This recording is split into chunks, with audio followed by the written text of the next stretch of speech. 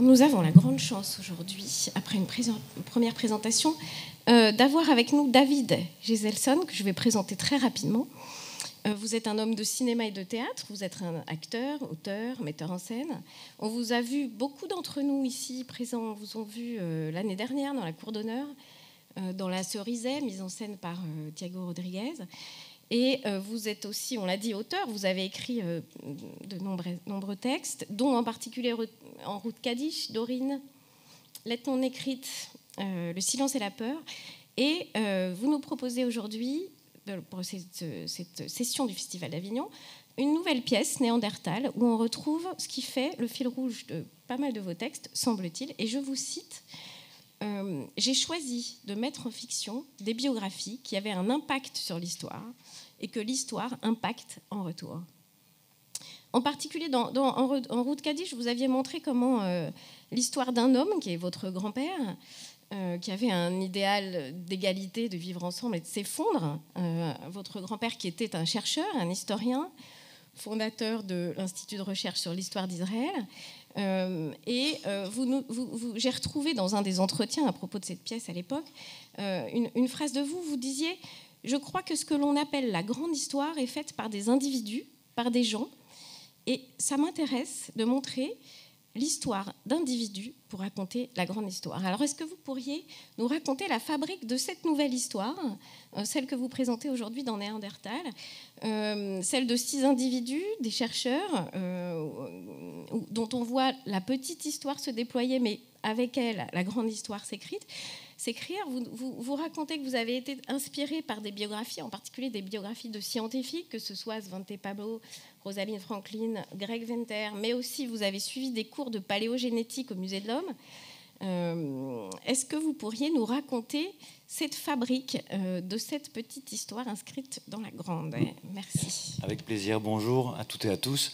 Une toute petite nuance. Mon grand-père n'a pas fondé l'Institut de recherche sur l'histoire d'Israël. C'est un homme qui s'appelle Yitzhak Ben-Zvi qui l'a fait dans les années 50. Et lui a été le 2e directeur de cet institut jusqu'à la fin des années 90.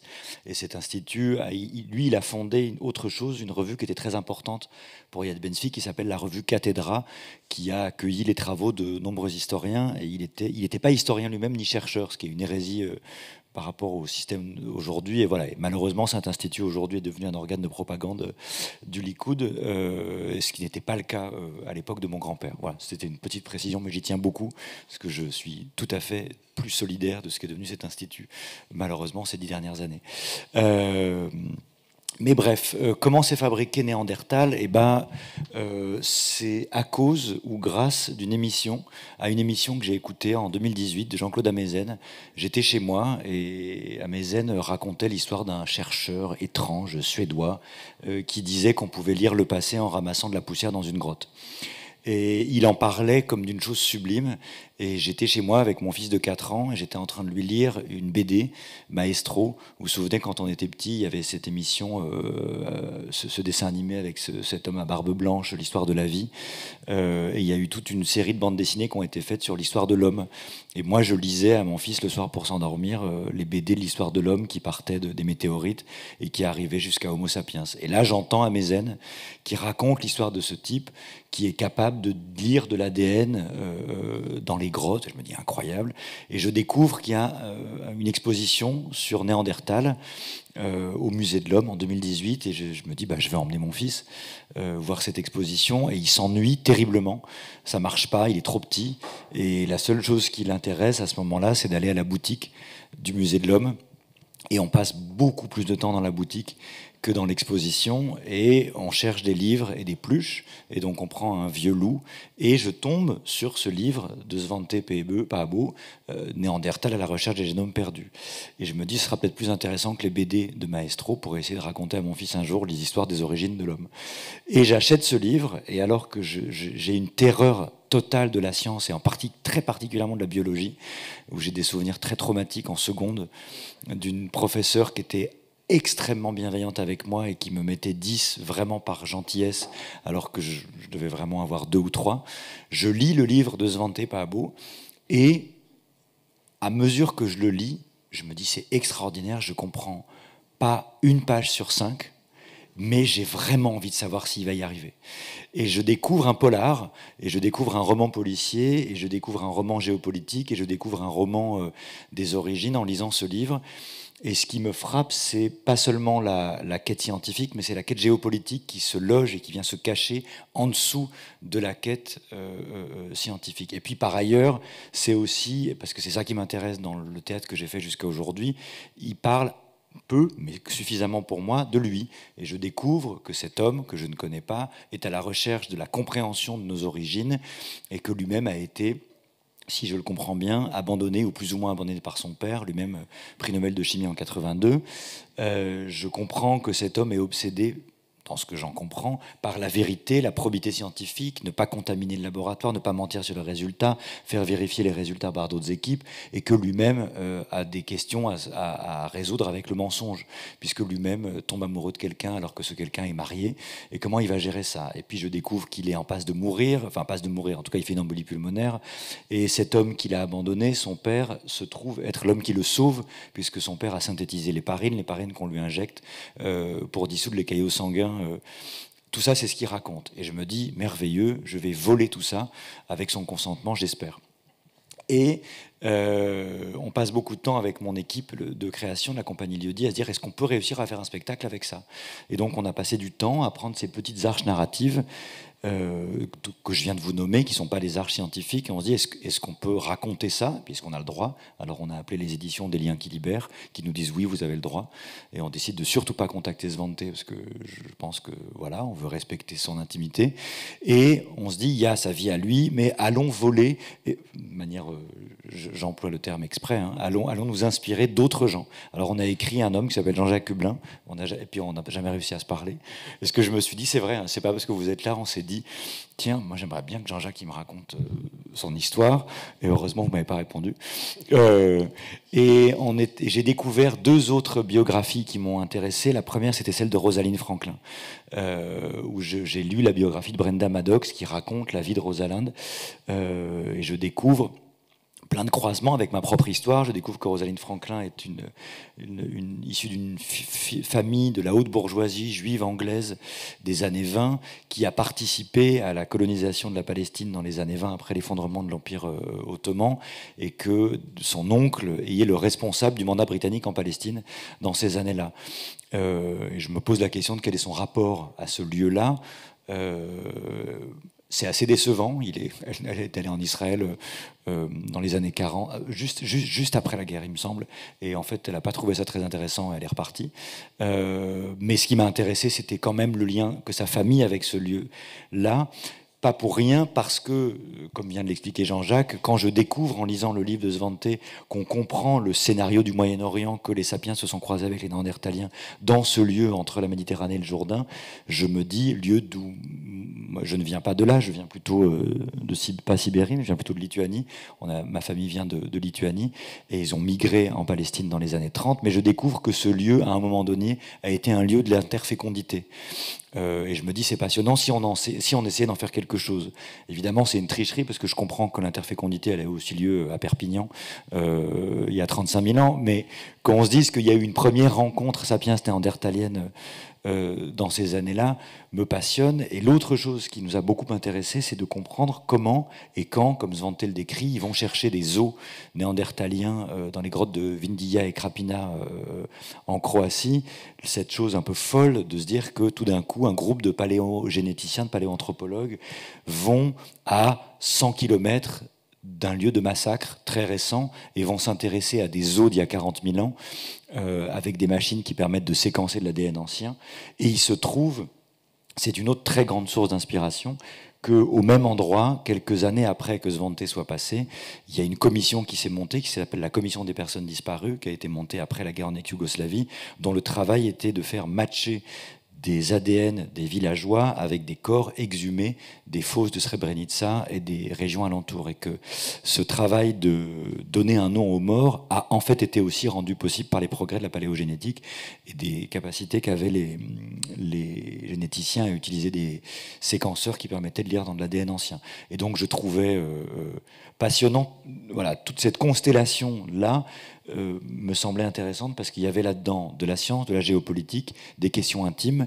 Et effectivement, pour le coup, je vole à Ivan Jablonka, c'est pas moi qui le dis, en 2005, quand Ivan Jablonka publie L'histoire est une littérature contemporaine, il nomme vraiment ça, et moi c'était le moment où j'écrivais mon premier spectacle, je me dis, je fais l'expérience dans ma vie, et parce que mon grand-père, bah voilà, c'est un individu qui, à 18 ans, décide de quitter la yeshiva en Lituanie, pas parce qu'il se dit, je vais aller coloniser la Palestine, mais parce qu'il préfère arrêter avec le religieux et aller embrasser une idéologie socialiste, politique, une utopie, il part vivre en Palestine. Et il se trouve qu'il fait partie des premières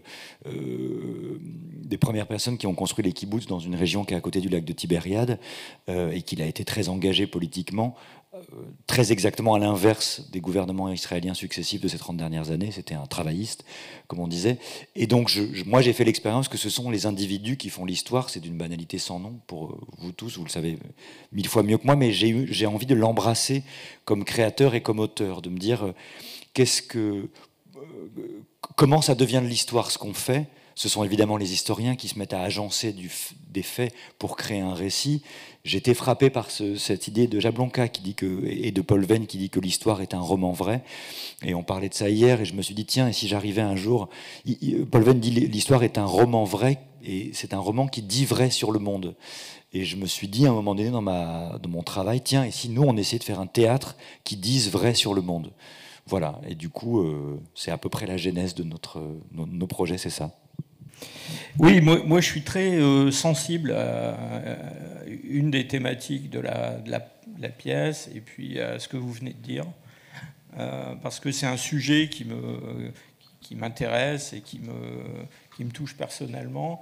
C'est dans le fond de savoir pourquoi les scientifiques font de la science et pourquoi ils font la science qu'ils font. Et en fait... mon expérience personnelle, mes connaissances dans le milieu, en tout cas dans le milieu qui est le mien, des gens qui travaillent sur la question des origines, c'est que c'est rarement innocent. Voilà. C'est-à-dire que je pense que, enfin, peut-être paraître un peu extrême ce que je vais dire, mais les gens normaux ne font pas de recherche scientifique, hein. Ils font autre chose. Et les gens qui font ce genre de recherche souvent sont des gens qui ont réussi à, enfin, sans vouloir faire de la psychanalyse à la petite semaine, mais dans le fond, sublimer un questionnement qui est un questionnement personnel pour le transposer dans des questions qui sont des questions qui intéressent tout le monde. Et donc, cette énergie qu'ils mettent à résoudre un conflit, un problème... qui peut être lié à l'origine. Hein. Moi, je ne vous ai pas raconté mon histoire avec mon père, mais vous auriez pu faire une pièce de théâtre aussi. Et donc, entre parenthèses, je suis né en Afrique du Nord, hein, donc voilà, Djebel Iroud, etc. Et donc, voilà, il y a cette interaction constante entre, dans le fond, les questionnements intérieurs d'un individu et comment ça va se manifester dans son travail scientifique, comment il va arriver. Dans le fond, pour moi, un bon chercheur dans ce genre de discipline, c'est quelqu'un qui arrive à détourner toute cette énergie mentale mise dans des problèmes personnels dans un travail scientifique avec des outils, une approche entre guillemets objective. Mais vous voyez que d'une certaine façon, ce que je suis en train de dire, c'est que même dans cette démarche-là, il y a de la subjectivité. Hein. Et c'est vrai que dans le domaine de la génétique, je connais des tas de gens qui ont des tas d'histoires avec leur propre génétique, si je peux dire, qui font qu'ils ont travaillé là-dessus. Mais c'était ça qui m'avait frappé en lisant le livre, c'est que quand on est profane comme moi, on voit il y a des passages où, que ça soit Rosalind, Craig Venter, on voit qu'il y a des moments où il y a des choix qui sont faits où on se dit, mais pourquoi ? Qu'est-ce que c'est que cette idée pourquoi aller chercher là et effectivement, on voit bien que... Mais au fond, ce que vous dites est très important parce que je pense que, au fond, c'est pareil dans chacun des... On choisit notre travail plus ou moins en fonction du privilège social dans lequel on est, en fonction de la nécessité à laquelle on est capable de répondre. Les artistes font ça, évidemment. Moi, je ne cesse de faire un spectacle sur la question de la légitimité et sur la possibilité d'être au monde quelque part et d'avoir un lieu où on peut vivre parce que je suis d'origine juive, non religieuse, non pratiquante, violemment opposée au gouvernement israélien successif depuis ces 25 dernières années, et pour autant, je me pose la question du lieu où je peux vivre. Et le lieu où j'ai résolu de pouvoir vivre, c'est le théâtre. C'est le lieu des mots, et c'est ce que disait Steiner, que citait Thiago tout à l'heure, que sans même le vouloir, je me rends compte que je finis par être un membre du peuple de la lettre, pas parce que je crois que la Torah nous a donné la vérité, mais parce que je crois dans la force des mots et de ce que la langue peut donner comme lieu. Et je crois qu'effectivement, on a beaucoup en commun sur ce que vous dites de réussir à transformer des obsessions personnelles en quelque chose de partageable pour le monde, en dehors du cabinet de la psychanalyse, quoi.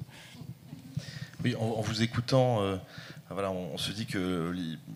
On est souvent influencé par une histoire héroïque des sciences, une histoire aussi héroïque de l'art et du théâtre qui est très personnalisée, alors autour d'un prix Nobel ou en l'occurrence d'un auteur. Et en vous écoutant, on se dit que c'est une production aussi collective, une pièce de théâtre, de la même manière qu'une recherche.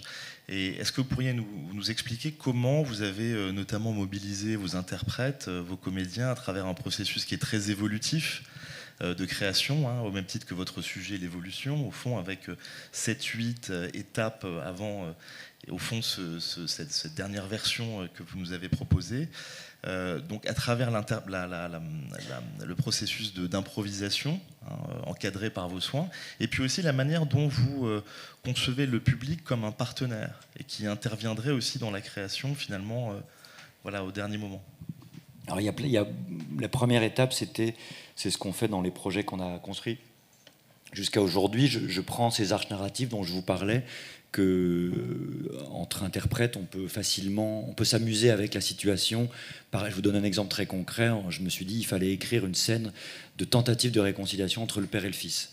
Un jour, le père et le fils essaient de se réconcilier. Le père a fait séquencer l'ADN de son fils et lui dit « Regarde, j'ai fait imprimer notre ADN.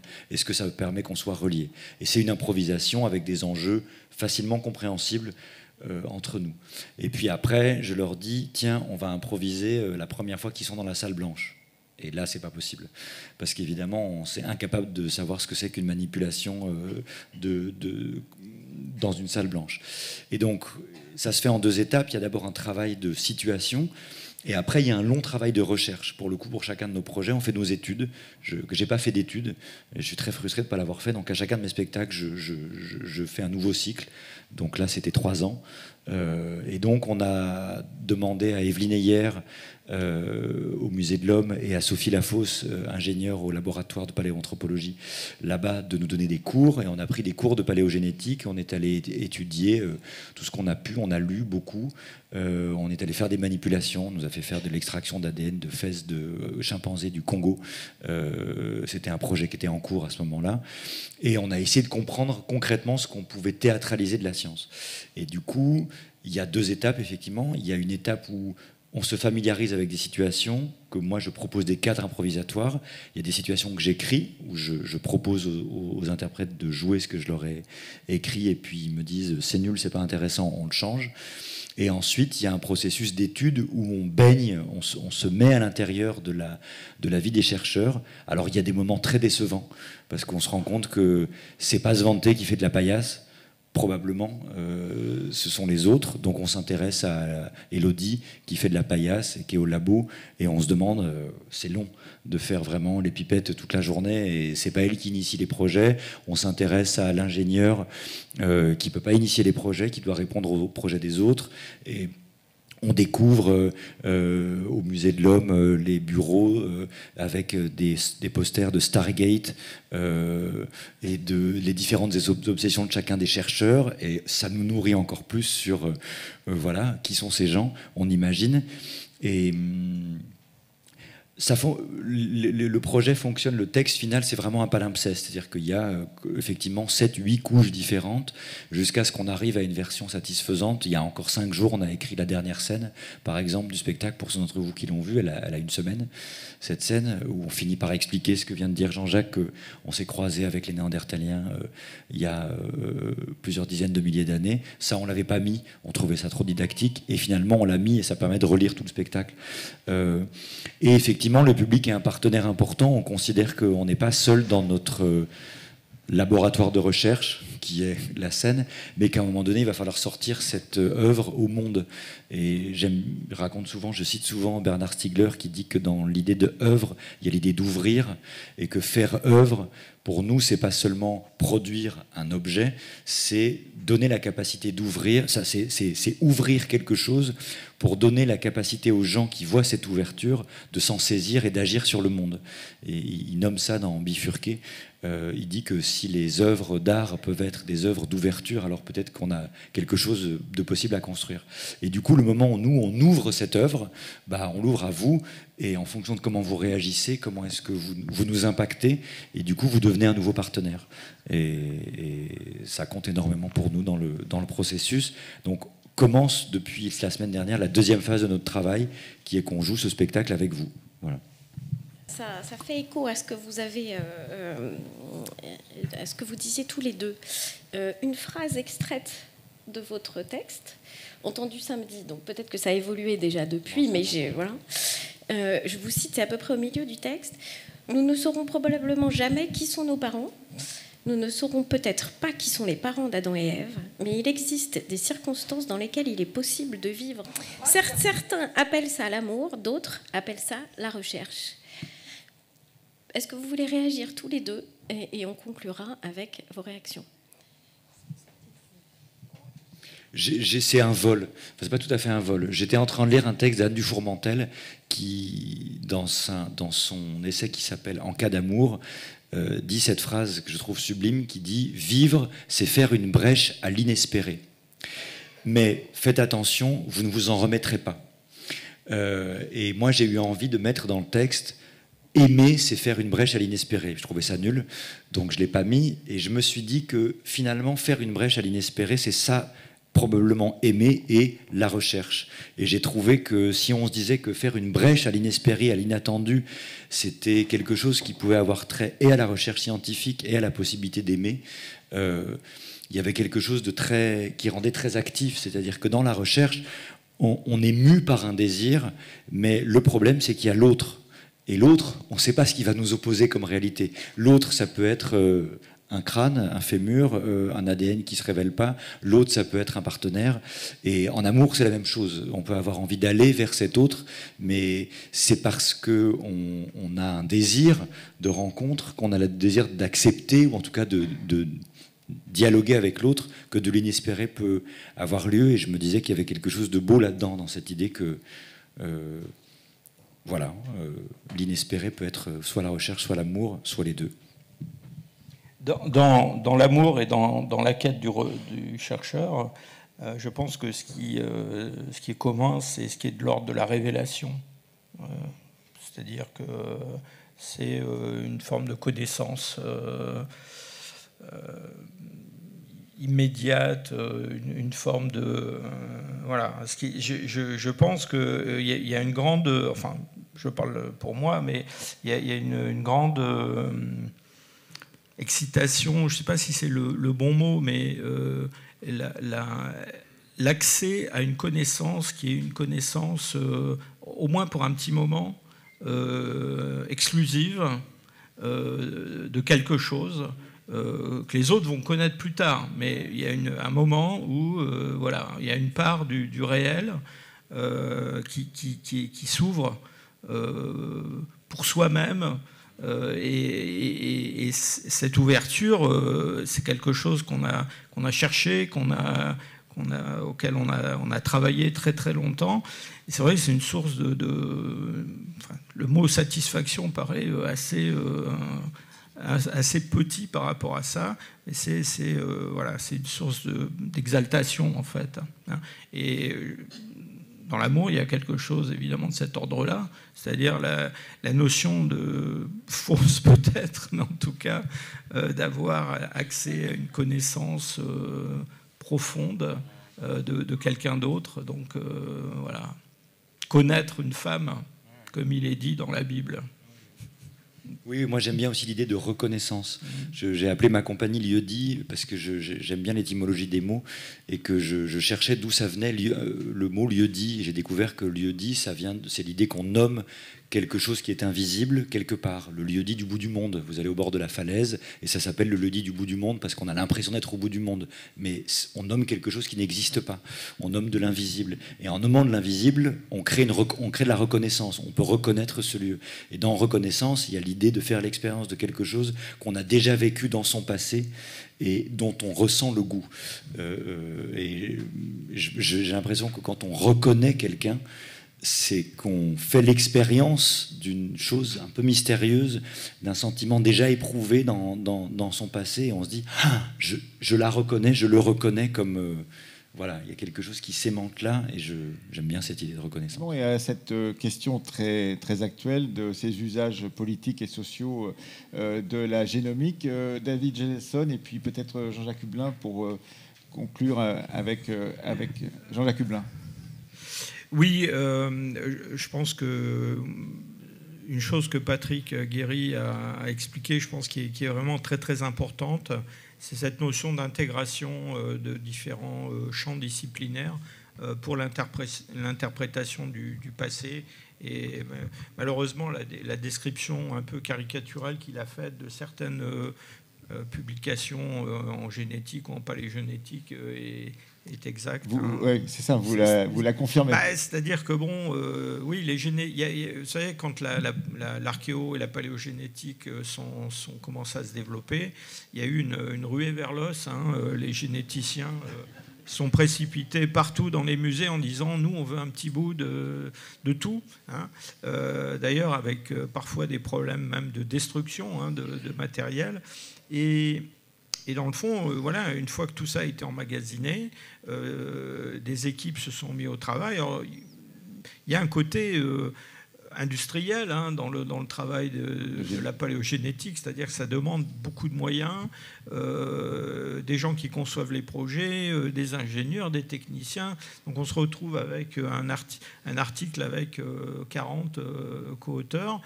Et c'est vrai que souvent, à ce moment-là, on se dit, mais alors pourquoi on va associer à ces gens qui ont sué sang et eau pour produire ces résultats, pourquoi on va les demander à je ne sais pas quel archéologue de mettre son grain de sel et en fait, il faudrait.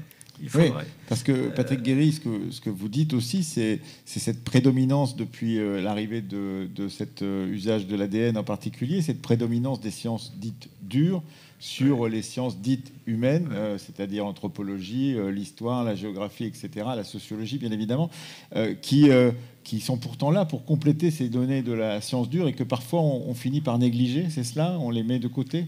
Oui, ça c'est vraiment un problème.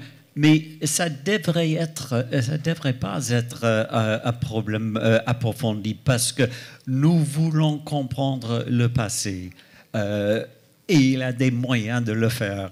Il a des moyens de paléogénétique, les textes archéologiques classiques, mais nous cherchons tous des traces du passé. Et ce sont les traces différentes. Il faut savoir comment peut-on interpréter ces traces. Le problème des généticiens, c'est probablement que les historiens, quand ils étaient dans nos classes d'histoire, nous n'avons pas fait nos devoirs pour les faire comprendre que l'histoire a ses propres règles et ses propres limites. Et parfois, je crois que ce n'est pas la faute des sciences, les scientifiques qui font la science dure, c'est le problème des humanistes. Nous n'avons pas fait bien expliquer les limites et les possibilités de notre recherche. Jean-Jacques Hublin, puis ensuite David Geselson, brièvement. Oui, je voulais réagir à un deuxième point, c'est sur l'utilisation idéologique, politique même, des résultats de la génétique. Juste pour dire qu'en réalité, il n'y a rien de nouveau sous le soleil. C'est-à-dire que bien avant l'invention de la génétique, les pouvoirs politiques, les pays, les partis ont utilisé les données de l'archéologie en particulier. Alors, il y a un exemple extrême qu'on cite toujours, le Troisième Reich a créé un institut d'archéologie, d'ailleurs, qui a financé énormément de recherches. Enfin, j'ai un peu de mal à le dire, mais il y a eu des retombées extrêmement intéressantes du point de vue archéologique, mais avec une finalité qui était absolument claire, promouvoir l'idéologie aryenne, etc., et en piochant des résultats là-dedans. Donc j'allais dire que c'est une longue tradition qui se prolonge aujourd'hui avec de nouveaux outils. Oui. Et ça, c'est le danger, c'est que la dernière fois qu'on essayait de mettre ensemble l'histoire, l'archéologie et biologie, c'était le système de racisme scientifique. Et le danger, c'est si on n'est pas très, très conscient, on va refaire cette piste qu'on a vue dans la première moitié du XXe siècle. David Geselson. Non, mais je trouve ça très notable pour parler de cette utilisation très récente, et c'est d'un cynisme terrible. On voit que ça a été utilisé sur le Troisième Reich, et 100 ans, moins de 100 ans après, 70 ans après, c'est utilisé par Benjamin Netanyahou, actuel Premier ministre du gouvernement israélien, qui en 2016 utilise les résultats de paléogénétique qui montrent que les Philistins ont 10% de leur génome qui vient d'Europe du Sud, pour dire, vous voyez, les Philistins n'étaient pas là avant nous, parce qu'ils sont migrants, ils viennent d'Europe du Sud, alors que les Hébreux, eux, ont un génome qui montre qu'ils étaient là depuis 6000 ans. C'est un exemple d'un cynisme terrible, mais je pense qu'il y a une différence. Je suis très sensible à ce que dit Jean-Jacques Hublin sur le fait que c'est pas nouveau que le fait scientifique influence le politique. C'est même dans l'histoire de la science, François Ier à la cour invite les scientifiques pour pouvoir montrer aux autres rois européens son pouvoir en s'appuyant sur du fait scientifique. Il y a une grande différence, et je voudrais citer Baptiste Morisot là-dessus. Baptiste Morisot, sur la piste animale, conclut son ouvrage en disant que probablement une des caractéristiques d'Homo sapiens, c'est d'essayer de détecter des traces laissées par les animaux pour pouvoir choisir en commun, en démocratie, vers où aller. Ici, de cet exemple, il prend l'exemple de chasseurs qui tout d'un coup vont pister les animaux qui sont dans le coin et disent, voilà, avec les traces qu'ils ont laissées là, je pense qu'ils sont allés par là. Si on veut pouvoir subvenir à nos besoins et si on veut pouvoir manger, il faut aller dans cette direction. Et il y a un débat probablement qui s'organise entre chasseurs qui disent, je crois pas, je crois que cette trace, elle mène plutôt par là. Et un autre qui va dire, elle est par là. Ce qu'on a comme nouvel outil par rapport aux chasseurs-cueilleurs, c'est la démocratie. Et de réussir à lire ensemble ces traces-là, et j'ai la sensation qu'effectivement, quels sont les moyens de créer une médiation? J'ai l'impression que l'art a sa part de responsabilité dedans, d'interpréter le fait scientifique et la trace et la lecture du passé pour décider dans quelle direction on pourra aller en commun. Mais je suis d'accord avec j'ai le sentiment qu'on a de plus en plus de traces, on a de plus en plus de capacité à lire le passé, et c'est de plus en plus urgent de constituer un système démocratique qui permette de choisir la direction vers laquelle on peut aller à la lecture de ces traces. Et j'ai l'impression qu'effectivement, c'est extraordinairement urgent, étant donné le péril qui monte, que c'est dans 3 ans que le Rassemblement national risque d'arriver au pouvoir, pas dans 10. J'ai une question qui est plus vis-à-vis du public. Qu'est-ce que le public vous apporte à vous, David Geselson, travaillant sur Néandertal, et comment avez-vous son retour à Hublin, je dirais, vous interagissez souvent avec des étudiants, quelles sont les questions qui reviennent toujours, et finalement les idées reçues qui coincent un peu, et ceci étant valable pour vous aussi. Merci. Pour le dire très vite, parler seul, c'est sympa 5 minutes, mais parler à quelqu'un, c'est mieux. Et quand on parle à quelqu'un, on réajuste son discours en fonction de comment il impacte ou pas l'autre. Et c'est ce qu'on fait dans la vie, c'est ce qu'on fait dans notre vie quotidienne, et au fond c'est ce qu'on fait quand on est sur un plateau aussi de théâtre. On parle à des autres, et ça produit deux choses. Ça produit au quotidien des représentations très différentes.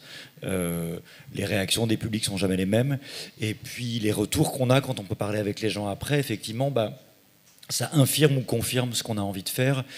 Et je dirais que dans une petite mesure, ça peut impacter ce qu'on décide de changer au spectacle, mais certainement ça impacte la suite, le futur.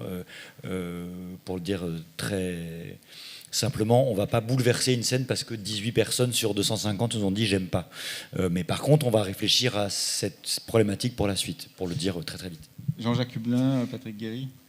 Oui, vaste sujet. J'ai la chance de travailler dans un domaine qui suscite un intérêt immense dans le public. Mes cours au Collège de France attirent un public extrêmement nombreux et interactif après les cours. Moi, je m'interroge depuis longtemps sur cette passion du public pour la préhistoire. Et j'en suis venu à penser que, en fait, ce qui s'est passé au XIXe siècle, c'est que nous avons troqué un récit mythique des origines contre un récit scientifique. Et ce récit mythique, il existe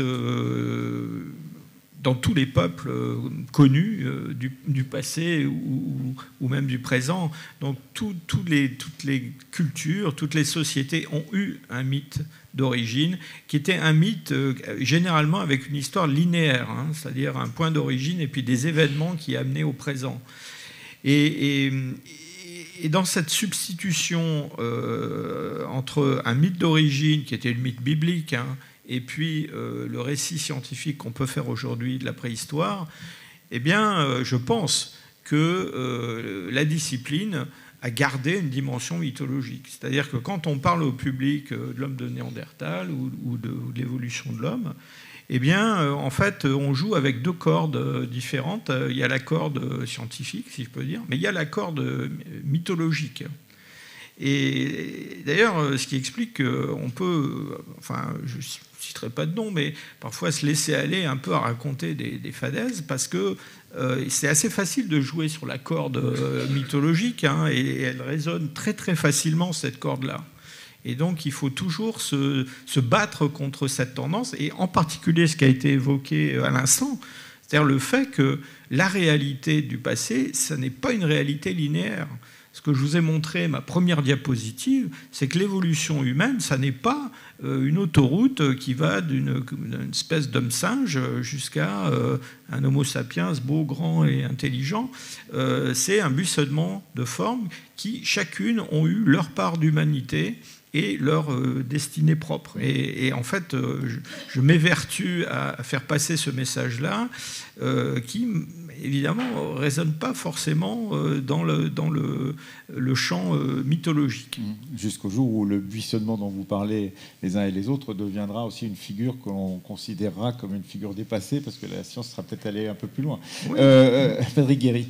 Oui, nos ancêtres les Gaulois, nos ancêtres les Francs, moi je travaille dans un monde, il y a plusieurs mythes d'origine, il y a des mythes d'origine très loin, mais aujourd'hui, la mythe d'origine des peuples, des nations, et surtout au niveau populaire très important, et ça remonte très fréquemment à la période dont je me trouve, cette période d'immigration. Alors les questions qu'on me pose, c'est la question des rapports directs entre nous et ces sociétés.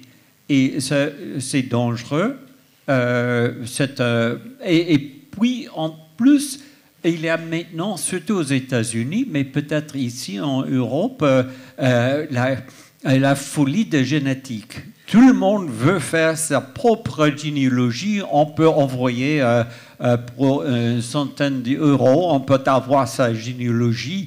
Qui est-ce que on cherche dans le génome son essence, qui est un moyen de vendre ces ces produits, mais c'est très très dangereux de prétendre que en cherchant dans le génome, on trouve son essence.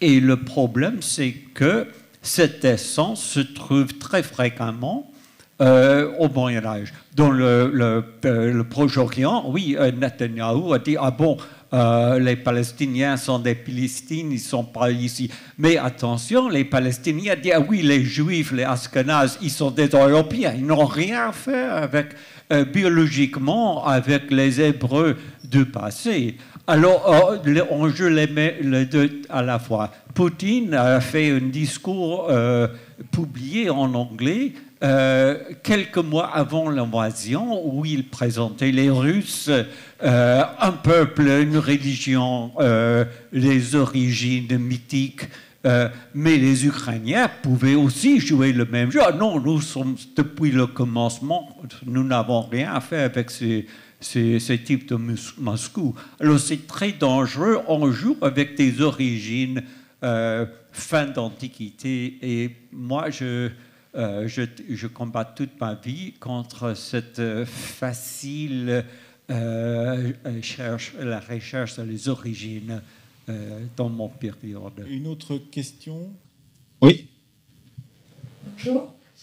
Merci. Marion Boudier, chercheuse dans l'art du spectacle. Je mène un projet sur les usages des documents et des données scientifiques par les acteurs et les actrices. Et donc, le spectacle de David Jefferson est vraiment remarquable de ce point de vue-là pour tout le travail d'appropriation et de transformation de la science en théâtre. Et je me demande si le théâtre peut devenir peut-être une méthode de recherche ou peut contribuer à la recherche à travers des collaborations entre artistes et chercheurs. Donc ma question, ce serait pour les scientifiques, qu'est-ce que ça vous apporte de voir un tel spectacle au-delà de la vulgarisation, du partage du discours scientifique au plus grand nombre? Est-ce que la force d'incarnation, la mise en récit que propose le théâtre vous déplace par rapport à vos objets de connaissance, par rapport à vos méthodes de recherche? Est-ce que ça vous fait considérer autrement vos documents, vos sources, vos pratiques de recherche? Anne-Caroline Rendu-Loisel. Merci pour votre question. Et je dirais, là, c'est de l'expérience de terrain qui va parler, parce que c'est justement en assistant à votre spectacle que beaucoup de questions me sont venues pour pouvoir revenir à mes terrains de recherche avec d'autres problématiques, avec d'autres interrogations. C'est toujours dans une perspective heuristique. Il s'agit, là, c'était la question des origines, voir toutes les imbrications qu'il y avait, donc le rapport à la matière, la petite histoire, la grande histoire. Et pour nous, chercheurs, c'est aussi comment notre société actuelle s'approprie, traduit par ses moyens culturels les grandes questions, les débats actuels, et comment nous, on peut revenir à nos sources, parce que nos sources, elles sont tout aussi, entre guillemets, artistiques, ce sont des produits de la culture, ce ne sont pas des présentations, ce ne sont pas des reportages, ce sont des gens qui ont écrit. Là, l'hymne d'Enki à Eridu, c'est de la poésie. Donc, derrière cette poésie, il y a des intentions, et ça nous permet de revenir avec un nouveau regard pour essayer de déceler ces intentions, pour après être au plus proche de nos questionnements. Donc ça permet de retourner à nos sources avec un œil nouveau. Hervé Roculot, vous voulez... Non, moi la question que je me pose, c'est en particulier parce que David a insisté à la fois hier dans les questions avec le public et tout à l'heure, l'importance pour vous de ne pas rencontrer les gens dont vous vous inspirez. Qu'est-ce que ça ferait si on essayait d'écrire ensemble ? Qu'est-ce que ça ferait si on essayait de mettre les deux modalités de discours ensemble? Parce qu'il y a quelque chose dans le spectacle vivant en particulier qui est une capacité à porter de la complexité, qui est quelque chose qu'en tant que chercheur, on passe notre temps à vouloir... Moi, je travaille sur des questions qui intéressent les gens, comme par exemple la façon dont les sociétés anciennes se débrouillent avec le changement climatique. Vous imaginez bien que c'est des choses... Alors, ça se passait comment? Alors, est-ce qu'ils sont morts? Ma réponse est toujours, en fait, c'est beaucoup plus compliqué. Et c'est pas très vendeur, c'est beaucoup plus compliqué. Donc comment est-ce qu'on pourrait mettre ça en dialogue, pas juste dans une forme de vulgarisation, mais utiliser une forme de discours, parce que pour en revenir à ce que j'essaie de... On produit du discours, toujours. Et nous, on a un certain type de discours qui répond à une certaine forme de formalisation académique, mais peut-être qu'on peut dire des choses qui sont intéressantes, qui sont plus intéressantes peut-être aussi pour échanger avec le public d'une façon qui soit riche, en utilisant les discours qui ne sont pas les nôtres. Et ça, c'est plus ça qui m'intéresserait, moi. Et ça, c'est un projet qui existe depuis une dizaine d'années, qui s'appelle Binôme, où un artiste et un chercheur travaillent ensemble à écrire une pièce courte.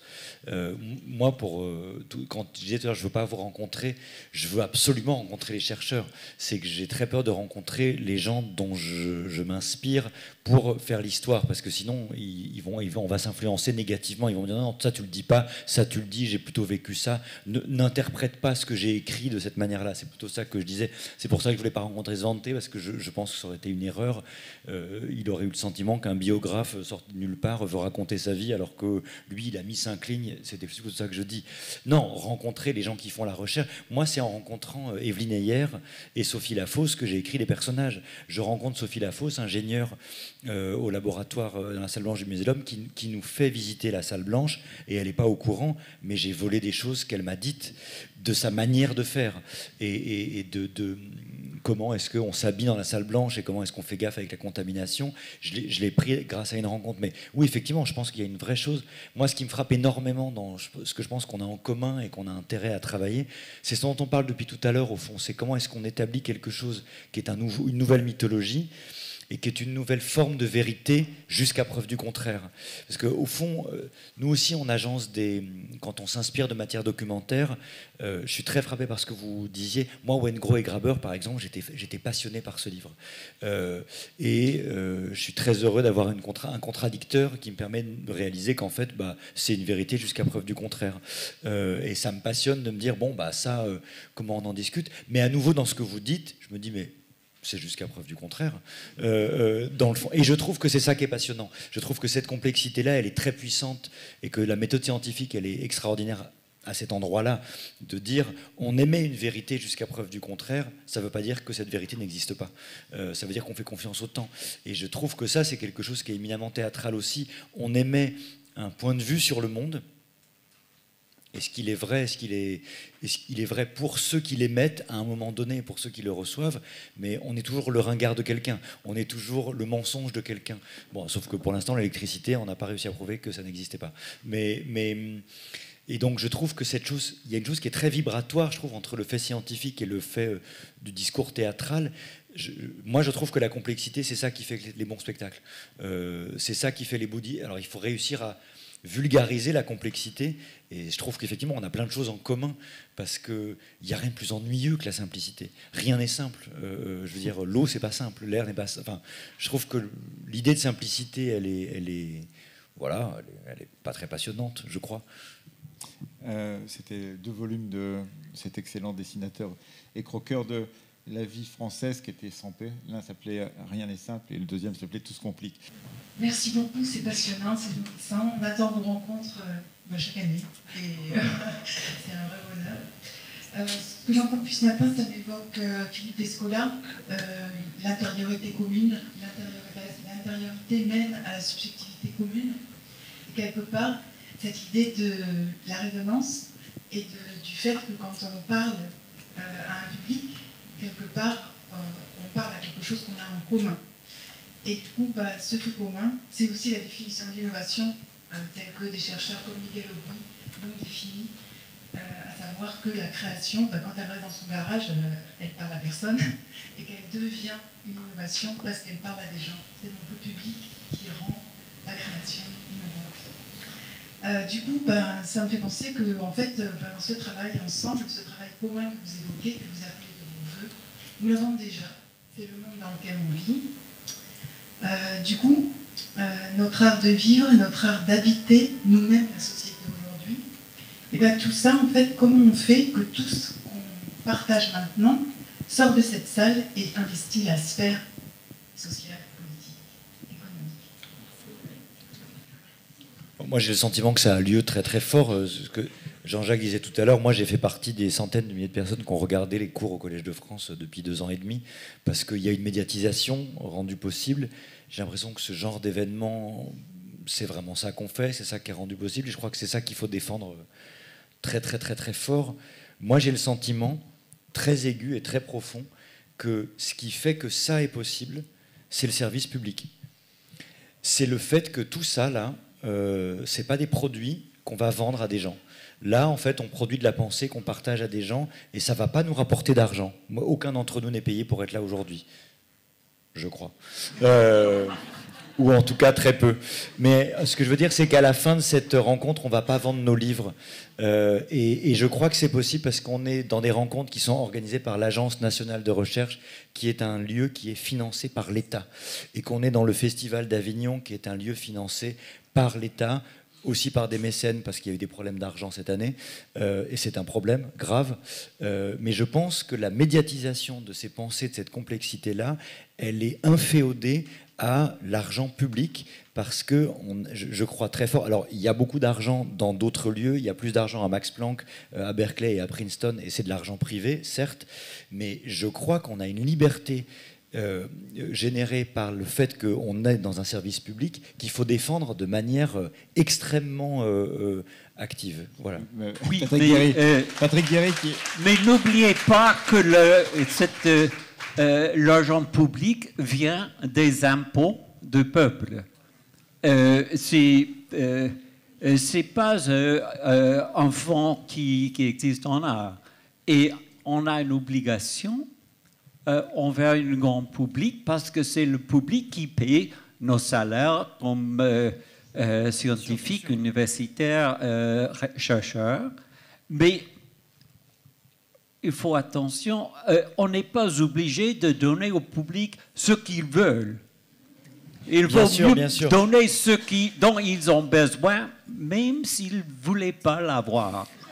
Oui, mais je comprends ce que vous dites, mais je pense qu'on a une grande responsabilité justement du fait que quand je dis que c'est l'argent public, c'est l'argent des gens. Et je suis tout à fait d'accord avec ce que vous dites, mais il y a l'idée qu'il n'y a pas de produit du fait que c'est de l'argent du public, je crois. En tout cas, j'ai le sentiment que c'est une... Vous n'êtes pas d'accord? Il y a quand même un produit. Ceci, c'est le produit. Oui, mais on ne va pas générer de l'argent avec, c'est ce que je veux dire. On va pas générer de profit. On va dire qu'il y a un produit, mais qui ne va pas générer de profit. Mais profit n'est pas toujours de l'argent. Ouais. Absolument d'accord. Et donc, si ce profit n'est pas de l'argent, moi je suis très heureux. La gloire d'être ici dans ce lieu. Je suis absolument d'accord. Ça s'appelle des rémunérations symboliques. Merci à toutes et merci à tous.